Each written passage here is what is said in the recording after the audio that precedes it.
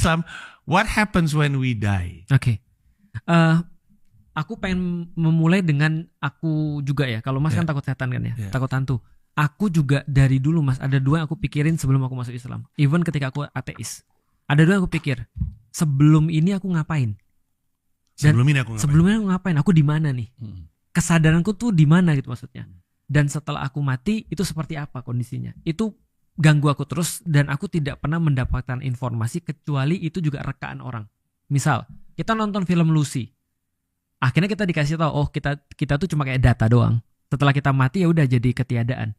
Atau kita nonton film yang sangat terkenal Ghost. Ghost yang mana nih? Itu yang apa? Demi Moore. Ya kan? Iya, siapa ya? Patrick Swayze. Patrick Swayze. Kan kita jadi punya pop culture, kita jadi ada rohnya keluar. Iya betul. Tapi aku baca penelitian yang lain, ada orang pernah neliti tentang berapa roh itu ada atau enggak. Caranya gampang, dia bilang gini, kalau roh itu adalah ada, dia pasti punya berat. Masanya. Karena segala sesuatu yang menempati ruang pasti punya massa, itu teorinya. Maka dia nimbang orang sekarat, lalu kemudian ditimbang lagi setelah dia mati. Menarik. Hasilnya? Dia dapat 0,000 sekian. Ada. Tapi setelah diteliti lagi katanya nggak valid. Karena itu kayak pergerakan orang ketika mau mati terus mempengaruhi timbangannya. Sampai sekarang orang nggak ngerti roh itu ada atau. Tapi yang jelas kalau kita lihat dari segi kasat mata ya, aku dulu suka biologi Mas.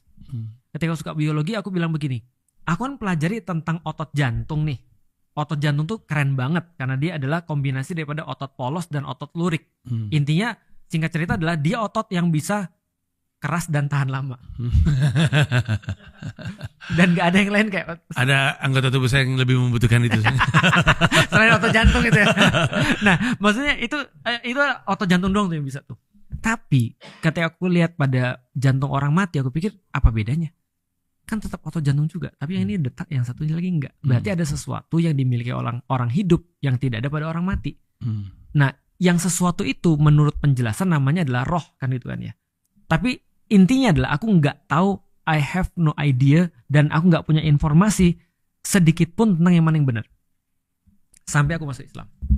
Ketika aku masuk Islam, ini apa yang aku kasih tahu pada orang-orang, di Islam itu semua didasarkan pada kita tidak tahu informasi sebelum kita verifikasi dulu sumber informasinya.